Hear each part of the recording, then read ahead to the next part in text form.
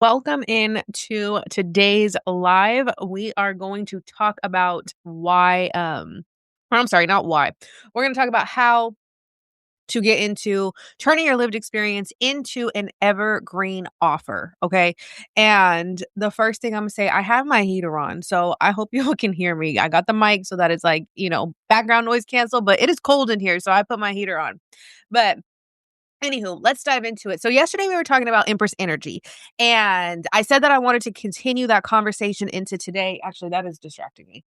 I said that I wanted to continue that conversation into today about, the role of the Empress and running your business from Empress Energy and like really just talking about your digital empire, right? And what I want to get into is how that energy looks through evergreen offers. So I was somebody who was always like the idea of an evergreen offer, and then I would shy away from it. And the reason that I would shy away from it, and you can probably relate to this too, is I would shy away from it because I always thought business was supposed to be this big, exciting thing that, was just so much fun all the time. And doing these evergreen offers did not allow that to happen. I was like, oh, my creativity is so capped if I'm selling the same thing over and over. The irony in that statement is me with a sales background. I know the power of selling the same thing over and over.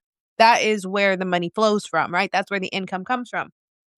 It's when you're just consistently talking about the same thing over and over. And so when I took a step back and I was like, let me actually recognize what's going on here. Let me actually, revamp my structure a little bit so that it both is easy on my nervous system, but also consistent and predictable. The evergreen offer came back to play. And I realized then that that model allows for the creativity to come in other places. So if you're somebody who's like, I want to turn I want to sell digital products, I want to have, a coaching package, I want to be able to sell my experiences on repeat, but then you're also shying away because you're like, well, what about my creativity and stuff like that? Your creativity is in the content. That's something that I learned. My creativity comes into the content. My writing is the creative outlet. My videos are the creative outlet. My podcast is the creative outlet, right? These are all the places to be creative, but the business is the business. And I'm not to say that there's not creativity in business, but the business is the structure and the foundation that regulates me to allow for creativity to exist in other areas. And of course, you can create a new offer. Of course, you can do things. But what I want to get into today is how your offers should really support what your signature is. So, for example, my signature program is the Empress Authority, and it is how to turn your lived experience and turn it into a profitable business, right? And turn it with a digital offer suite. So within that digital offer suite, I'm not telling you to not have different tiers because I'm a firm believer in having different tiers. What I'm saying is your digital products should support your coaching or your high ticket offer or your signature offer or your mastermind or whatever it is, right? Those need to support that. And so what that looks like, for example, let's say that you are, in the health and wellness industry and you are a fitness coach for postpartum moms and you help postpartum moms, reestablish their core strength and restore pelvic floor through exercise or something like that, right? And that is your high ticket coaching program. And you're like, well, Nikki, I like that. And, I had my own experience with this and I learned, different ways and methods to re-strengthen myself. And I really want to help other moms to it because it was a game changer for me. Perfect. Now we have a signature offer for you. But then you're like, I'm also creative. I have these other ideas. I want to play around with these other ideas and stuff like that. You have your core signature. Put your other things in support of that, in support of things you are going to consistently talk about in your content that bridges into that space. So what might that look like? That might look like an exercise guide, right? Maybe you're going to sell, an exercise guide that's low ticket, $17, $27, $7, and it's for postpartum moms and it's simple exercises, right? That they can go and they can do. Maybe you learned something about emotional regulation during that period of time in your life. And you're like, I really learned, I remember I had to create this mindful minute method during my second postpartum because I was losing my mind. And so maybe you learned something like that and you're like, okay, well, I'm in this health and wellness space, but I want I still wanna talk about, like, the mindset side, right? The mental side. So you could create a masterclass on that or a video on that and sell that. But the point that I'm making is your evergreen is your signature. And these little micro offers they lead up to that. If somebody gets that and it's really good and they're like, "Oh, okay, actually, I need support in this," then that's where access to you comes in. And this is when I think about like an empire and an empress who just, holds the power and holds the authority. This is what I think of. This is what comes up for me is you're diversifying, but you're not diversifying in a way that's all over the place. And this was something that I myself had to learn because I was very diverse, but I was diverse in too many areas. And so I had to tone it in. I had to zone it back in to where everything that is created that is a digital product, like a micro product, supports your overall signature, supports your signature offer. Okay, this is how you hold the authority. You have your signature, what you're known for, and then the things that you create support that. Okay, so the way my take on that is like when you're in your Empress energy, you're not inventing income. You're not over here like chasing income. You're taking your lived experience, you're extracting that. You are the authority of what happened in your life, and you're turning that into a system, a process, a product, a container to guide other women through. You are the leader in that. This is your digital empire. So you lead through that, okay? You take that and you take that experience and you lead through that.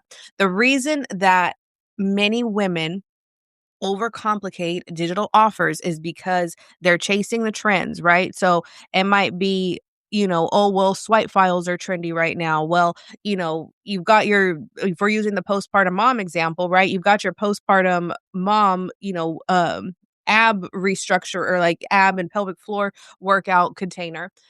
But then you start to think and you're like, well, instead of having patience for that to grow, you're like, well, you know what? I actually was really good at emails and corporate, and I was good at this and I was good at that. I see that swipe files are trending. I just want to go make a quick buck. I'm going to go ahead and I'm going to pop out this product. I'm going to pop out that product. But none of them are the actual ladder into your signature offer. They're just things that you are jumping to because you feel like you need to jump to them. And this is why you're a little bit lost. And I say this from my own experience. These are the things that I used to do a lot. I used to jump around a lot instead of just having something that was evergreen that comes from my own experience. Okay.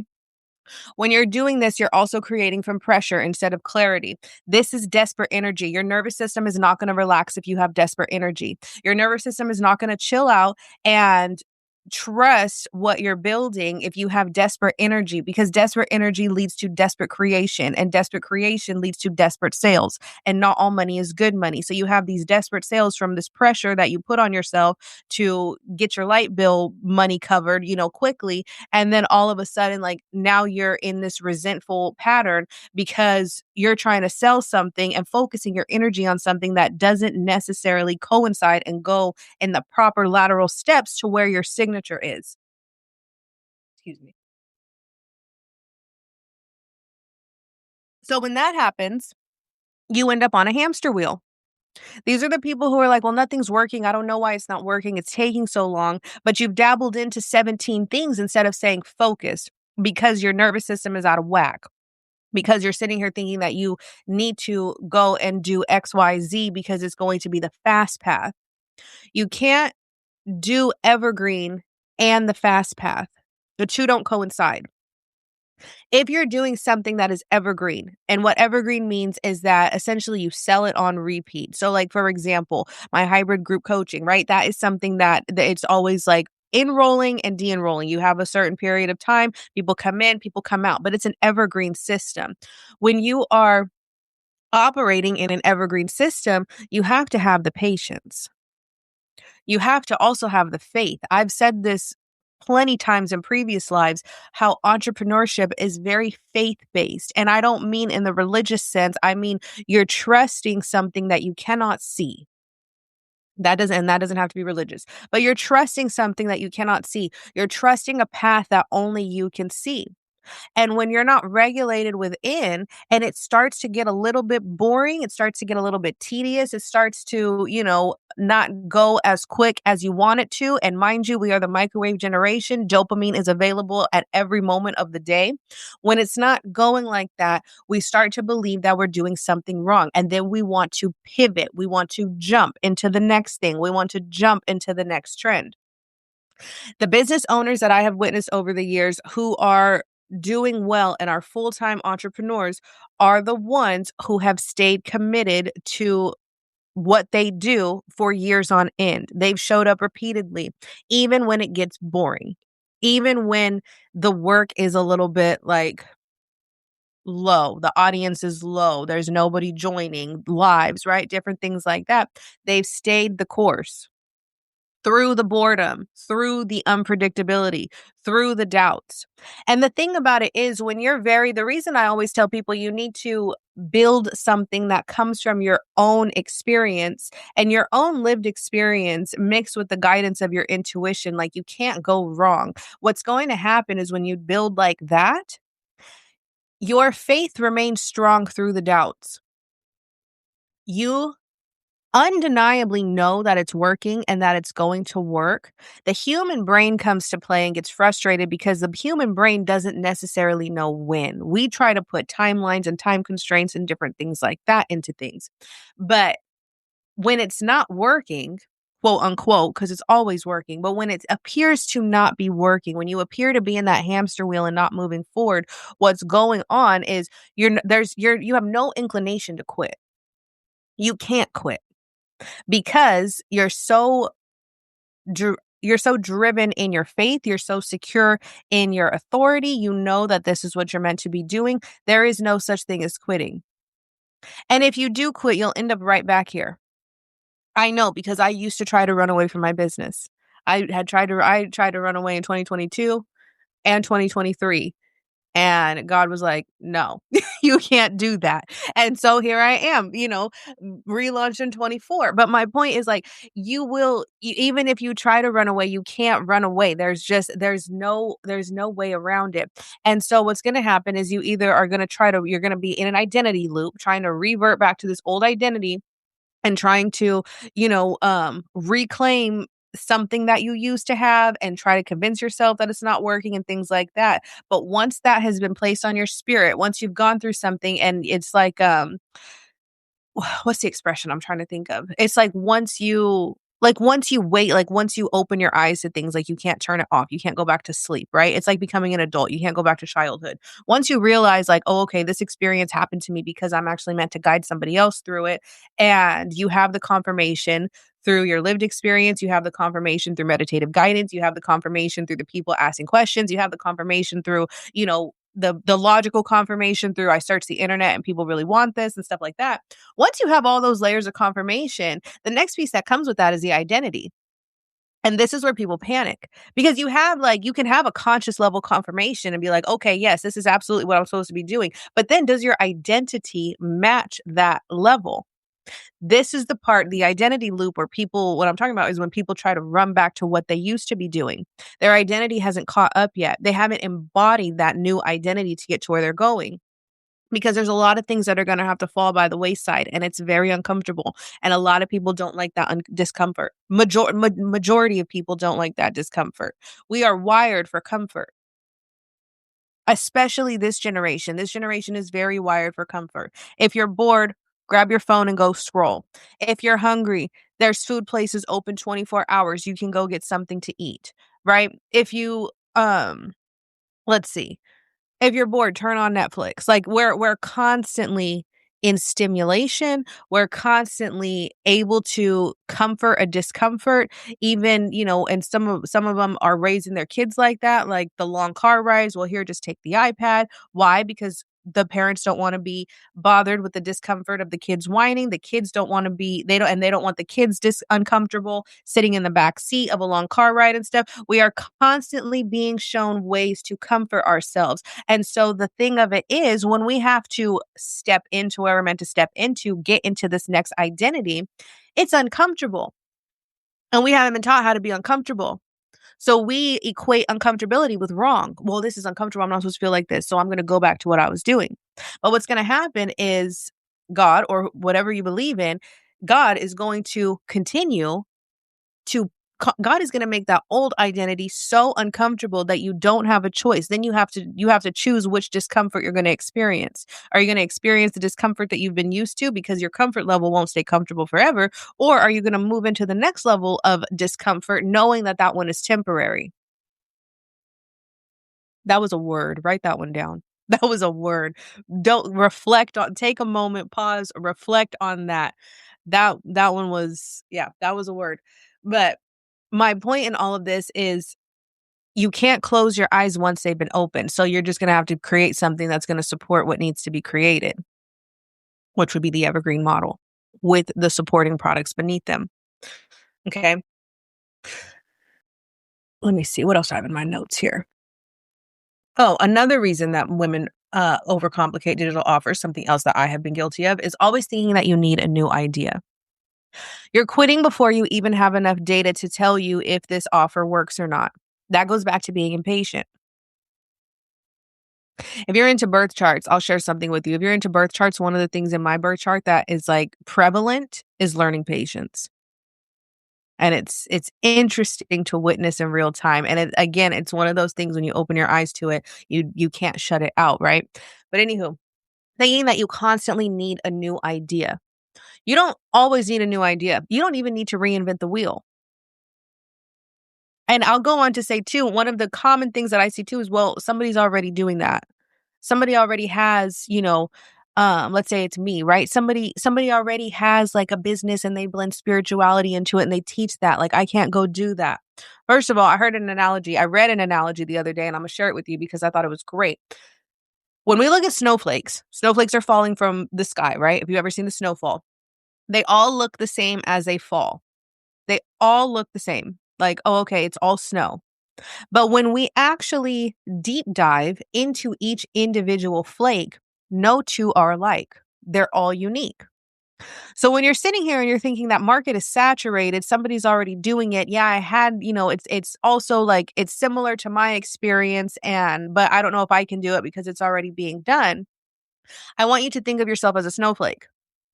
From the bird's eye view, yes, they all look like snowflakes. They all look the same. But when you get into the little microscopics and the really holding them and studying them into your hand, you can see that they all are individual and different. So just because your life experience that you feel really called to teach on and you want to turn into, an offer suite and into a business to help others is similar to person B's life experience who has an offer suite and, helps others and stuff through it. You guys are your own individual snowflakes. People will have a preference. I always use the bread aisle example. When you go to the bread aisle, there can be 15 brands of wheat bread, and there's still going to be a specific wheat bread that somebody wants. So you don't need to reinvent the wheel. You don't need to always need a new idea. You just need to take exactly what it is that you have experienced, that you feel called to guide others on, that you feel a strong pull to act on and help others through. And you need to package it in different ways so you can meet people at different price points. You have your Evergreen, your signature program. This is who you are. This is what you're known for. This is access to you.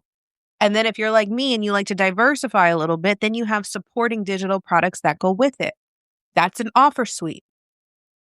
Maybe you're meeting the mom who's like, well, I don't want to, invest yet in high ticket and have hands-on accountability and stuff, but I do want to try something DIY. So you meet her with the DIY option. But it all supports your ecosystem. This is your empire. Okay. Now, when we talk about lived experience versus content, when it comes to evergreen models and things like that. So your content is what you post, obviously. The lived experience is what you've moved through, solved, survived, stabilized, and embodied. The embodiment piece is key. You don't want to sell from your old identity. You don't want to create content from your old identity.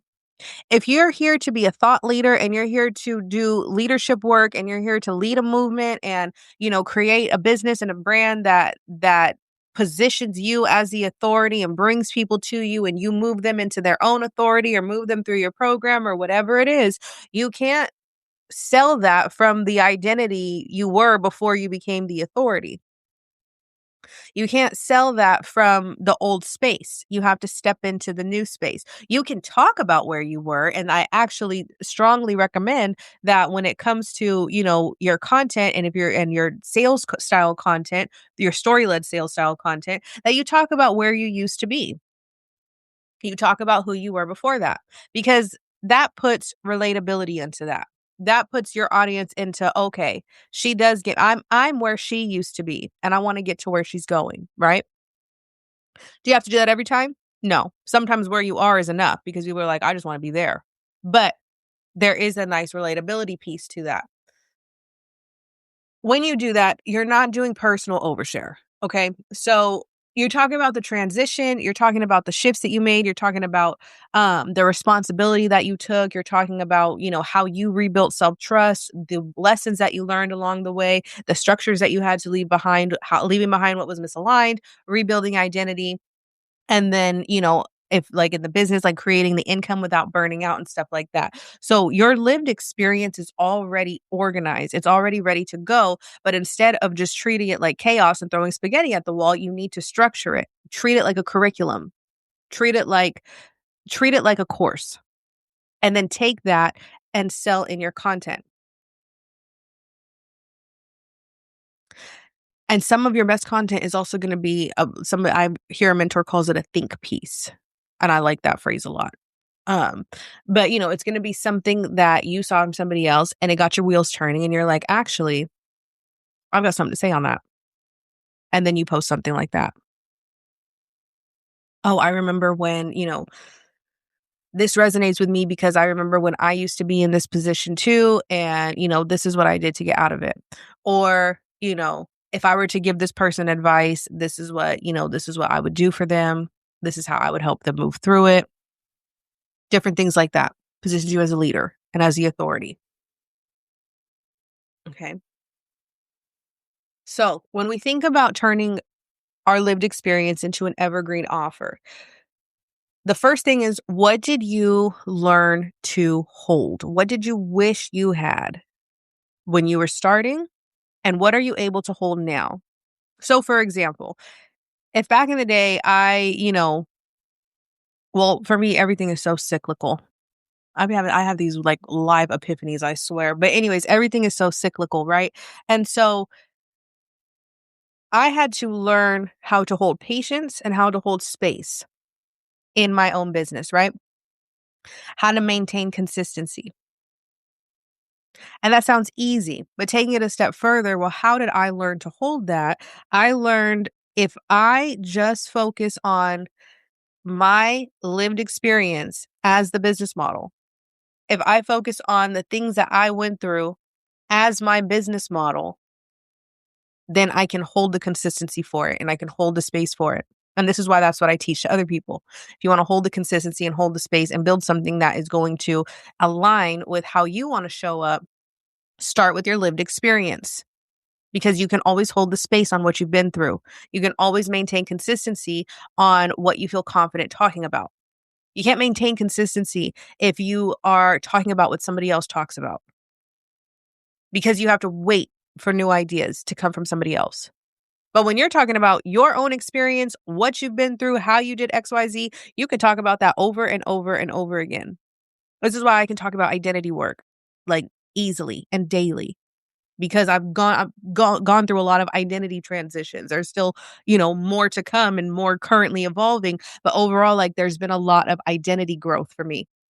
There's been a lot of like spiritual identity growth as well, which is why I can talk about that over and over. I can hold a consistent space in that. I can hold a room in that. I've created a lot of digital offers. I've been scatterbrained and had to get focused. I've been the one who's like, looking for an adult or the mom and with answers and stuff and, not holding my own space, but waiting for permission, which is why I can talk about like, no, this is how you're going to do it. Because these are all things that I had to experience myself and learn and grow through, which then now I'm more than qualified to teach on it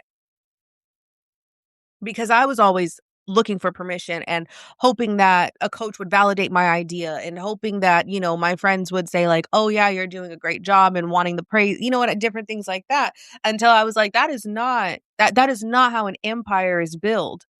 That is not being an empress. That is not being an authority. You're playing the role of one. You're pretending to be one. You can play the part like, hey, from the outside looking in, sure. But internally, I knew that that was not the case. And that's what I speak to in others is internally, I know that's not the case for you yet. And so we got to build that up. How do you build that up? Extract what you know, extract what you've been through, and let that be your model. Let that be your offerings. Let that be your signature. Let that be your digital product. Let that build the business. And as you grow and you learn more things, you can refine it as you go along. Okay. Think about when you're thinking about your offer too, think about the language. How do you naturally explain this to others? What is your tonality? Do you cuss? Do you not cuss? Do you have more of a, corporate persona online? Do you want to be yourself? I used to tell people all the time when I was focused on email marketing, like write how you talk. You want people to understand your tone, your voice. You want them to hear it when they read what you write or when they watch you on video. My number one goal when I'm doing content, and especially written content, is that if you've watched my video and then you go and read an article that I published, you're like, oh yeah, I could hear Nikki saying this. That's the number one goal for me. If you read my email or read an article, you're like, yep, I could hear her saying this. That's exactly how she talks.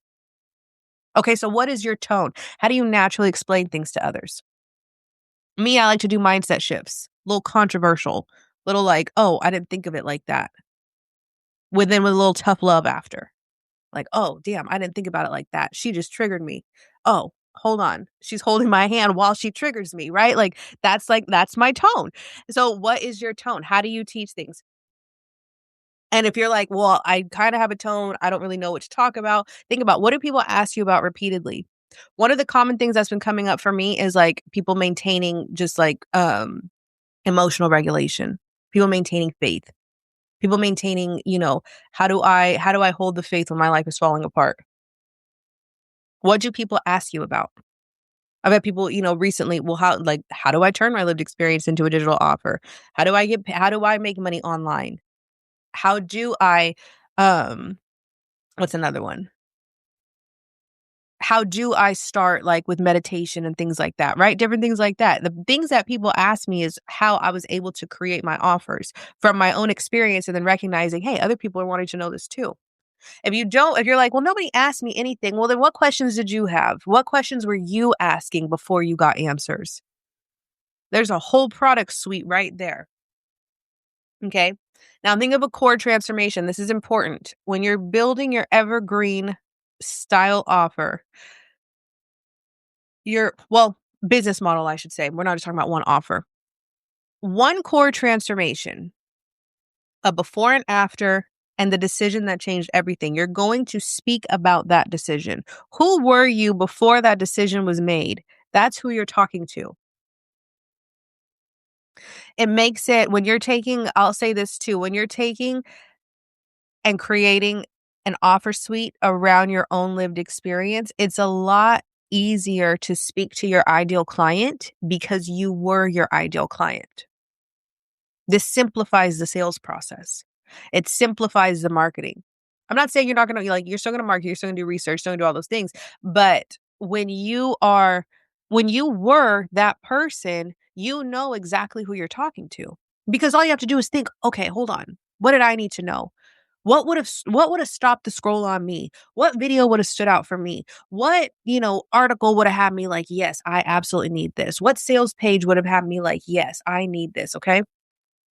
An evergreen business model, excuse me, it's not solely effort, right? It's identity based. It's all built from identity. You hold the identity, you maintain the identity, and then you continue to, as you continue to embody that, you continue to talk about it.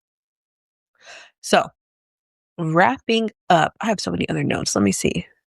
Um, I touched on that already. Digital products without making them busy work. And this is making them, so I'll reiterate that. So if your what I mean by when your digital product is busy work, there's no clear hierarchy. For me, right? If you buy Digitalize Your Expertise, which is a DIY course to take your lived experience and turn it into a digital product, you can have that. You can DIY that. You can definitely go make money from utilizing what's in there.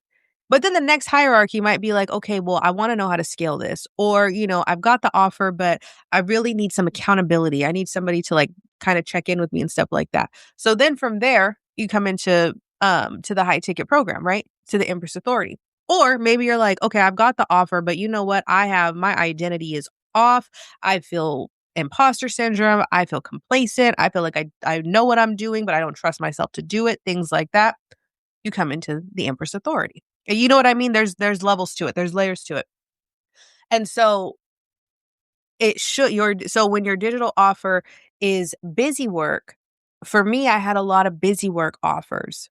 There's that, but then also, here is what was something that I had that wasn't doing anything? Here's like a 5-minute meditation and this, right? Like, and it's not to say that those can't go in line, but you want it to have a clearer pathway. You want your digital offers to also support the promises and the outcome in your signature offer. Then it makes it easy for people to be like, oh, you know what? I am missing a little something. Maybe I will go check in with her. Maybe I will go see about, working with her one-on-one or investing in her group or whatever it is, right? So to wrap all of this up, Evergreen is Empress energy. End of story. Okay.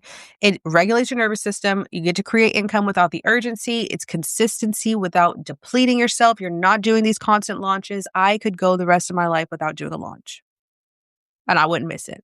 I hated launches. I hated them. There's just for me, and some people love them.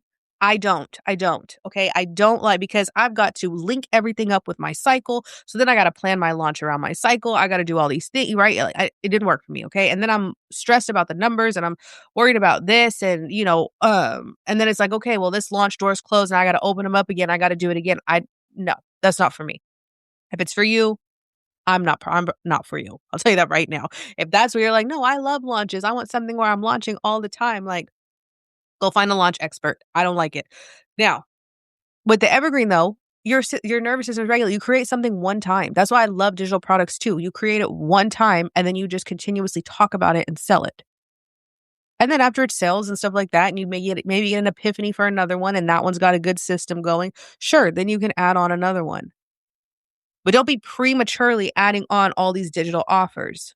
That was my number one, top 3 mistakes. So don't be prematurely adding on all these offers, okay? Evergreen, Empress Energy, make your sales, make your money, show up for your business, go live your life. That is my entire mantra of 2026. I almost said 2024. Where am I? That's the whole thing of 2026. Okay? Oh, I said that. Consistency without depletion. Okay? You're not relaunching your worth every single month. Okay. You just build once and you get to let it work for you. That's it. So, with that being said, hold on. I want to make sure I didn't forget nothing.